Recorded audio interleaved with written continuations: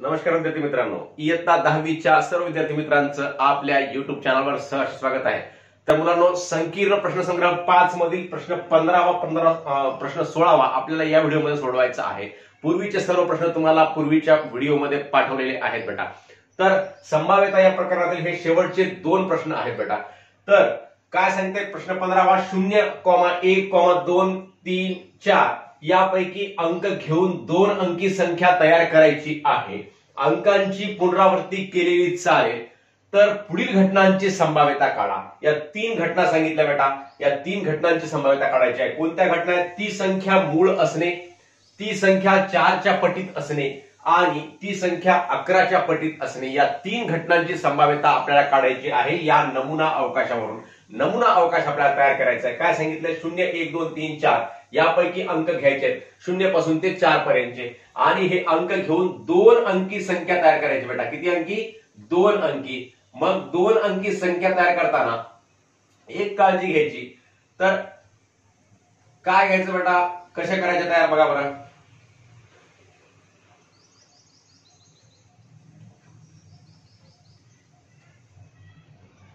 कशा संख्या तयार करायच्या? ही 0, 1 ही 2 अंकी संख्या होते। मग 0, 1 ही 2 अंकी संख्या होते का? 0, 1 असा आपण 2 अंकामध्ये लिहू शकतो, परंतु ही 2 अंकी संख्या आहे का बेटा? नाही, ती 1 अंकी संख्या आहे। या शून्याला काहीच महत्व नाही, ही 1 अंकी संख्या आहे 1। तसंच 0, 2, 0, 3, 0, 4 अशा प्रकारच्या संख्या 2 अंकी संख्या होत नाहीत बेटा, होत नाहीत, हे लक्षामध्ये ठेवा। बऱ्याच मुलांच्या इथं चुका होतात। मग पहिली 2 अंकी संख्या कुठून तयार होते? तर 1 पासून तू तयार करायची। 1 आणि 0 मिळून किती झाला? 10 झाले बेटा। आणि नंतर अंकांची पुनरावृत्ती केली चालेल म्हणून सांगितलेले आहे। अंकांची पुनरावृत्ती म्हणजे काय बेटा? तर 1 हा अंक डबल घ्यायचा, पुन्हा घ्यायचा, म्हणजेच 1वर 1 11 सुद्धा आपण लिहू शकता। या प्रश्नामध्ये जो शब्द दिलेला आहे तो शब्द काळजीपूर्वक वाचायचा आणि त्यानुसार गणित सोडवायचं बेटा, त्यानुसार नमुना अवकाश लिहायचा। येथे बऱ्याच मुलांच्या चुका होतात, काही हुशार मुलांच्या सुद्धा चुका होतात। पुनरावृत्ती केलेली चालेल म्हणल्यानंतर इथं पुनरावृत्तीच करायची असते, पुनरावृत्ती करू शकता। आणि जर प्रश्नामध्ये सांगितलेलं असेल की अंकांची पुनरावृत्ती न करता म्हणलं असेल तर अंकांची या ठिकाणी पुनरावृत्ती करता येणार नाही। जिथं अंकांची पुनरावृत्ती न करता असं सांगितलेलं असते तिथं अंकांची पुनरावृत्ती करायची नसते बाळांनो। इथं अंकांची पुनरावृत्ती केलेली चालेल म्हणून सांगितलेलं आहे, म्हणून या ठिकाणी 10च्या पुढं किती लिहायचे बेटा? 11 लिहायचे। आणि नंतर आता 1 पासून तयार होणाऱ्या अगोदर आपण सर्व संख्या लिहूयात, नंतर 2 पासून तयार होणाऱ्या लिहूयात। 10 झालं, 11 झालं, नंतर 12 झालं, नंतर 13 झालं, म्हणजे 1 ची जोडी प्रत्येकासोबत लावलो आपण। 10, 11, 12, 13, आता 14 झालं। तर अशा प्रकारे 1च्या संख्या झाल्या सगळ्या। पुढे कोणत्या संख्या आहेत अजून? आता 2 पासून सुरू करू बेटा।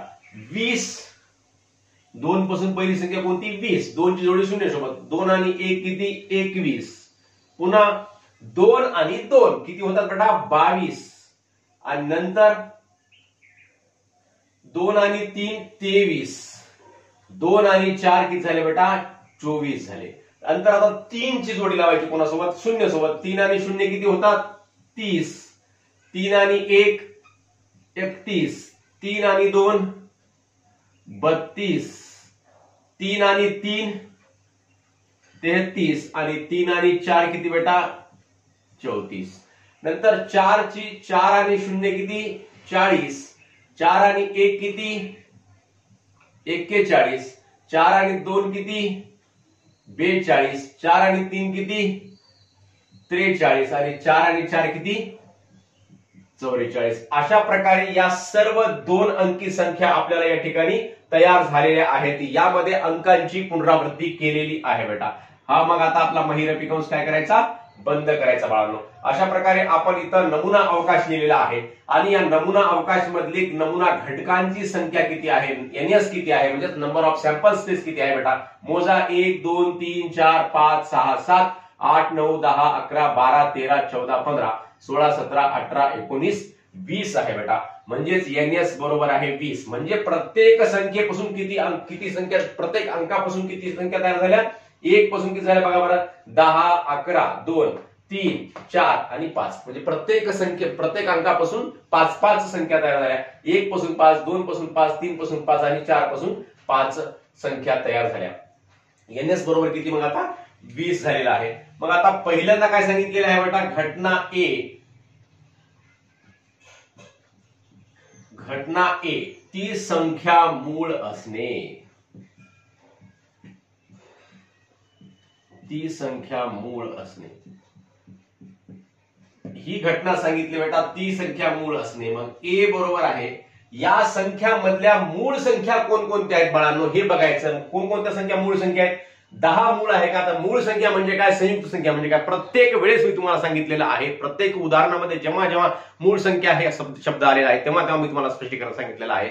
अजून एक वेळेस सांगतो बेटा, तर मूळ संख्या म्हणजे ज्या संख्येला एक व तीच संख्या सोडून इतर कोणत्याही संख्येने भाग जात नाही अशा संख्येला मूळ संख्या म्हणतात. म्हणजे 10 या संख्येला 1 व 10 सोडून इतर 2 न 5 न भाग जातो, म्हणून 10 ही संख्या मूळ संख्या होईल का बेटा? होणार नाही. तर पुढची संख्या आहे 11. 11 या संख्येला 1 व 11 सोडून इतर कोणत्या संख्येने भाग जातो का? जात नाही. म्हणजेच 11 ही संख्या काय आहे? मूळ आहे बेटा, मूळ. 11च्या पुढे 12 मूळ आहे का? नाही. सगळ्या समसंख्या फक्त 2 सोडून इतर सर्व समसंख्या काय असतात? संयुक्त असतात. इतर सर्व समसंख्यांना 2 ने भाग जात असतो, म्हणून जेव्हा जेव्हा समसंख्या दिसेल तेव्हा तेव्हा ती काय असते? संयुक्त असते, मूळ नसते. लक्षामध्ये ठेवायचं. आणि तिचा विचार सुद्धा करायचा नाही, तिला कोणत्या संख्येने भाग जातो हे सुद्धा बघायचं नाही.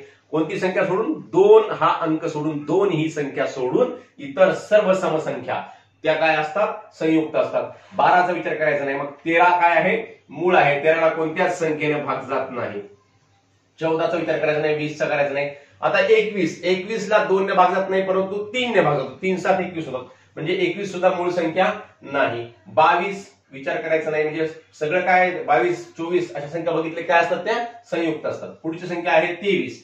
23 या संख्येला सुद्धा कोणत्याच संख्येने भाग जात नाही तर, म्हणून 23 ही काय आहे? मूळ संख्या आहे. पुढे 24 30च्या नंतर 31 ही सुद्धा काय आहे? मूळ संख्या आहे. पुढे 33 आहे. 33 काय आहे? संयुक्त संख्या आहे, कारण 33ला 11 ने भाग जातो, 3 ने भाग जातो. 34 40 सोडून द्या. 41 सुद्धा काय आहे? मूळ संख्या आहे, कारण 41ला कोणत्याच संख्येने भाग जात नाही.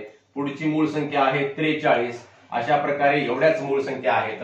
मग आता आपण याच्यामध्ये किती मूळ संख्या झाल्या बेटा? बघा बरं. NA बरोबर आहे number of sample space for event A, म्हणजेच या ए या घटनेसाठीचा नमुना घटकांची संख्या बेटा किती आहे? 1 2 3 4 5 6 आहे. मग इथे किती लिहायचं? NA बरोबर आहे 6. आणि हे जे सोपं असं सूत्र आहे PA बरोबर आहे NA भागिले NS हे सूत्र लिहायचं बाळांनो. मग NA ची किंमत किती आहे? 6 आहे. आणि NS किती आहे बेटा? 20 आहे. 6/20 करायचं या ठिकाणी. 6/20. 6 आणि 20 दोन्ही संख्येला कशाने भाग जातो बेटा? तर 2 ने भाग जातो. बेत्रिक 6 आणि बेंधाई 20 होतात बेटा. म्हणून PA बरोबर आहे 3/10. हे उत्तर या ठिकाणी आपलं आलेलं आहे. PA बरोबर आहे 3/10. म्हणजेच या घटनेची संभाव्यता किती आहे? 3/10 आहे. ती संख्या मूळ असणे या घटनेची संभाव्यता किती आहे? 3/10 आहे बेटा. तर दुसरी घटना सांगितलेली आहे, घटना B म्हणा तिला, घटना B. ती संख्या 4च्या पटीत असणे, हीच घटना आहे वरची. ती संख्या 4च्या पटीत असणे. आता B बरोबर आहे काय आहे बेटा? मग B बरोबर आहे 4च्या पटीत कोणत्या संख्या? म्हणजे 4च्या पाड्यातल्या संख्या. 4ने ज्या ज्या संख्यांना भाग जातो अशा संख्या लिहायच्या. म्हणजे कोणत्या? 10 आहे का 4च्या पटीमध्ये? 4च्या पाड्यामध्ये नाही. 10 नाही, 11 नाही, 12 आहे. 4चा पाडा आपल्या सर्वांना निश्चितपणे येत असेल बेटा. म्हणजे इथं 4च्या पाड्यामध्ये आपल्याला संख्या लिहायच्या, बाकी काय नाही. 12 आहे, 12 लिहायचा. 12च्या पुढे 13 नाही, 14 नाही तर 20 आहे, 20 लिहायचा. त्यानंतर 21 22 23 नाही तर 24 आहे, 24 लिहायचा. आणि नंतर 30 आहे का? नाही. 31 आहे का? नाही. 32 सुद्धा 4च्या पाड्यामध्ये आहे, 32 लिहायचं. 32च्या नंतर 33 34 नाही तर पुढची संख्या आहे 40. आणि 41 42 43 नाही. शेवटी काय आहे? 44 आहे बेटा. 44 लिहायचं. मग number of sample space for event B बरोबर आहे किती संख्या आहे बेटा? हे 1 2 3 4 5 6. 6 संख्या आहेत. म्हणजेच NB किती आहे? 6 आहे. मग आता आपल्याला काय करायचंय, म्हणून पीबी बरोबर आहे एनबी भागिले एनएस, हे सूत्र लिहिलं. मग काय होतं बेटा, एनबी भागिले एनएस, एनबी किती आहे या ठिकाणी 6 आहे आणि एनएस किती आहे 20 आहे. 1 2 3 4 5 6 हे सुद्धा 6/20 आलं. म्हणजे याचं सुद्धा उत्तर किती येतं बेटा, 42/6 आणि 42/20 म्हणजे 3/10. म्हणून पीबी बरोबर आहे 3/10. हे सुद्धा 3/10 आलेलं आहे बेटा. आणि तिसरी घटना आहे, तिसरी घटना काय सांगितली, ती संख्या 11च्या पटीत असणे. मग याला नाव देऊयात आपण घटना सी. घटना सी काय आहे, ती संख्या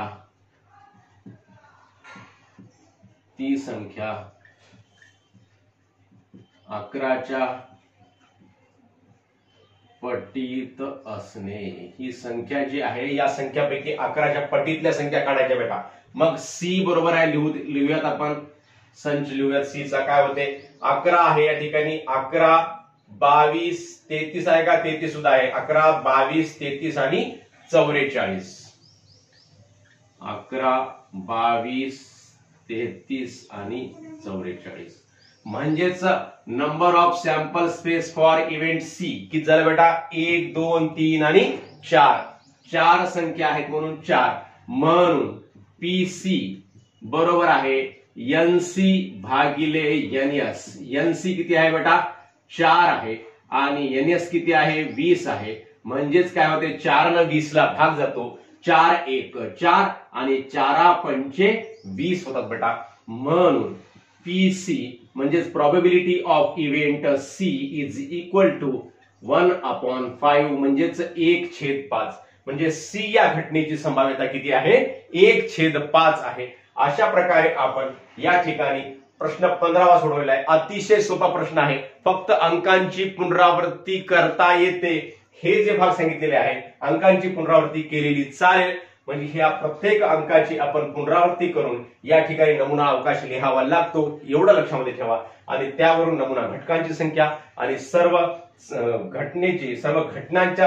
घटनांसाठी नमुना अवकाश लिहायचा आणि नमुना अवकाशामधल्या नमुना घटकांची संख्या लिहायची आणि त्यावरून पीए बरोबर आहे एनए भागिले एनएस हे सोपं सूत्र जे आहे त्या सूत्रामध्ये किमती ठेवायच्या व पीए पीबी व पीसी यांच्या किमती काढायच्या बेटा. तर अशा प्रकारे आपण हा 15वा प्रश्न सोडवलेला आहे. लगेच आपण 16वा प्रश्न सोडूया. तर मुलांनो 16वा प्रश्न आहे, एका फाशाच्या पृष्ठभागावर 0,1 2 3 4 5 या संख्या आहेत. हा फासा दोनदा फेकला तर वरच्या पृष्ठावर मिळालेल्या संख्यांचा गुणाकार 0 असण्याची संभाव्यता काढा. तर बेटा या ठिकाणी आपल्याला अगोदर काय करावं लागेल, नमुना अवकाश लिहावा लागेल. मग नमुना अवकाश काय होतं बेटा बघा बरं, यस बरोबर आहे 0 1 2 3 4 5 या संख्या आहेत. हा फासा दोनदा फेकला. आता फाशावर 1 पासून ते 6 पर्यंतचे अंक असतात बेटा, आपणास माहित आहे. परंतु या उदाहरणामध्ये विशिष्टपणे सांगितलेलं आहे की या फाशावर 0 पासून ते 5 पर्यंतचे अंक आहेत असं सांगितलेलं आहे. मग या सांगितलेल्या अटीनुसार आपल्याला काय करावं लागणार आहे, मग 0 पासून ते 5 पर्यंतचा अंक आहेत. हे फासा 2 वेळेस फेकला. पहिल्यांदा फेकला तर 0 पडला आणि अजून पुन्हा फेकला तर अजूनही 0 पडला. म्हणजेच काय झालं, मग 0,0 ही पहिली संभाव्यता झाली बेटा. काय झाली 0,0 0,0 आणि ही हा पहिला नमुना अवकाश झाला. आणि नंतर या 0 सोबत प्रत्येकाची जोडी लावायची. 0 सोबत कोणाची लावायची 0 आणि 1. पहिल्यांदा 0 पडला नंतर 1 पडला असंही होऊ शकते. पहिल्यांदा 0 पडला नंतर 2 पडला असंही होऊ शकते. पहिल्यांदा 0 नंतर 3 असंही होऊ शकते. पहिल्यांदा 0 नंतर 4 असंही होऊ शकते आणि पहिल्यांदा 0 आणि नंतर 5 असंही होऊ शकते. या सर्व या ठिकाणी नमुना अवकाश आहेत बेटा हे सर्व. मग आता काय करायचं, 1 ची जोडी लावायची कोणासोबत 0 सोबत. पहिल्यांदा 1 नंतर 0, पहिल्यांदा 1 नंतर 1, 1,1, 1,2, 1,3, 1,4, आणि 1,5. तसंच नंतर 2,0, 2,1, 2,2, 2,3, 2,4 आणि 2,5. तसंच 3,0, 3,1, 3,2, 3,3,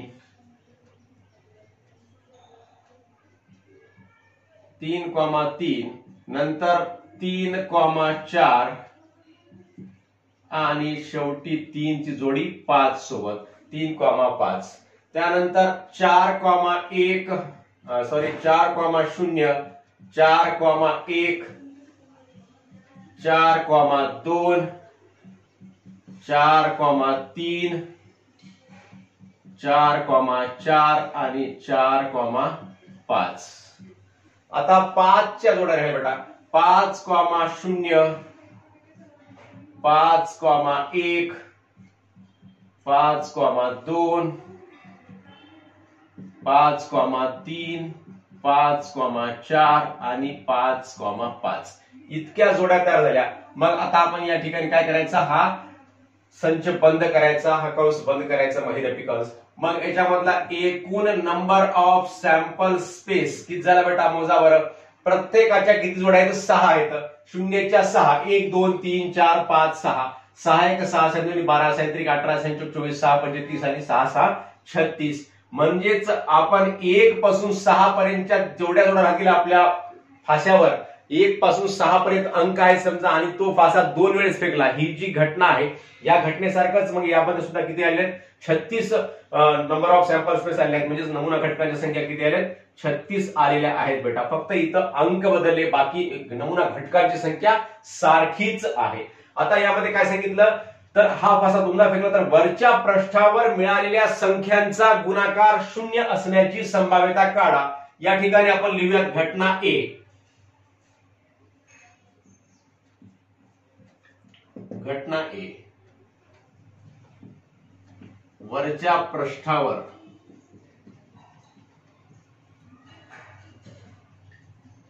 मिळालेल्या संख्यांचा गुणाकार, संख्यांचा गुणाकार काय पाहिजे, 0 असणे, 0 असणे ही घटना सांगितली बेटा. मग या घटनेसाठीचा आपल्याला या ठिकाणी नमुना अवकाश लिहावा लागणार आहे. मग ए बरोबर काय लिहायचा, या घटनेसाठी नमुना अवकाश काय होणार आहे, म्हणजे हे जे अंक प्राप्त झालेत वरच्या पृष्ठावर, या वरच्या पृष्ठावरल्या अंकांचा गुणाकार 0 असणे. मग 0 गुणाकार म्हणजे कोणत्याही संख्येला 0 न गुणल्यानंतर गुणाकार 0 येतो. म्हणजे या जोडीपैकी कोणतेही एक अंक 0 जर असेल तर त्या तो नमुना अवकाश काय झाला, याचा गुणाकार काय होते, 0 होते. म्हणजे हे 0 0 0 1 0 2 0 3 0 4 0 5 ही पहिली लाईन पूर्ण याच्यामध्ये येते. 0 0 0 1 0 2 0 3 0 4 0 5. त्यानंतर 1 ला 0 न गुणल्यानंतर हे सुद्धा काय येणार बेटा, 0 येणार. इकडे कोणतं 0 येऊ शकतं का, गुणाकार नाही. म्हणजेच 1,0 हे लिहायचं. त्यानंतर इकडे कोणतं येत नाही, 2,0 3,0 4,0 आणि 5,0 हे सुद्धा सर्व लाईन येतात. म्हणजेच 1,0 2,0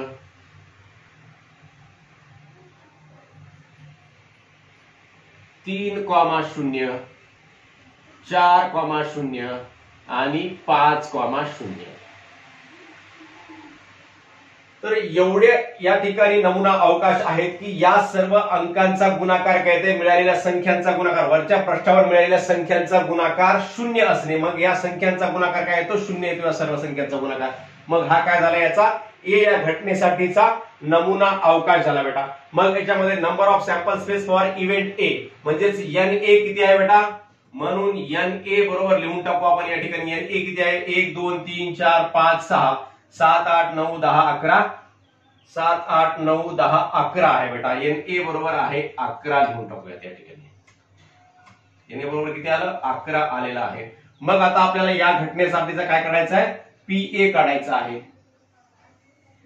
मग PA probability of event A is equal to NA upon NS म्हणजेच NA भागिले NS म्हणजे या घटनेची संभाव्यता काय आहे तर NA भागिले NS. NA किती आहे बेटा 11 आहे आणि NS किती आहे 36 आहे. 11 ही संख्या मूळ आहे म्हणून 11 ने 36 ला भाग जात नाही. 11 ला कोणत्याही संख्येने भाग जात नाही आणि त्यामुळे 36 लाही कोणत्या संख्येने भाग आपल्याला देता येत नाही. मग आपल्याला ही घटनेची संभाव्यता किती आली म्हणून PA बरोबर आहे 11/36. अशा प्रकारे हे आपण उत्तर काढलेलं आहे. मग खाली लिहायचं वरच्या पृष्ठावर मिळालेल्या म्हणून वरच्या पृष्ठावर मिळालेल्या संख्यांचा गुणाकार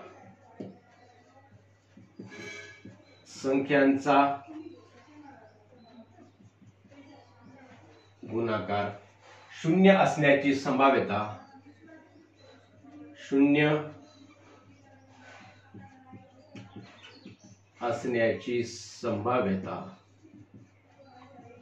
किती आहे बेटा संभाव्यता 11/36 आहे.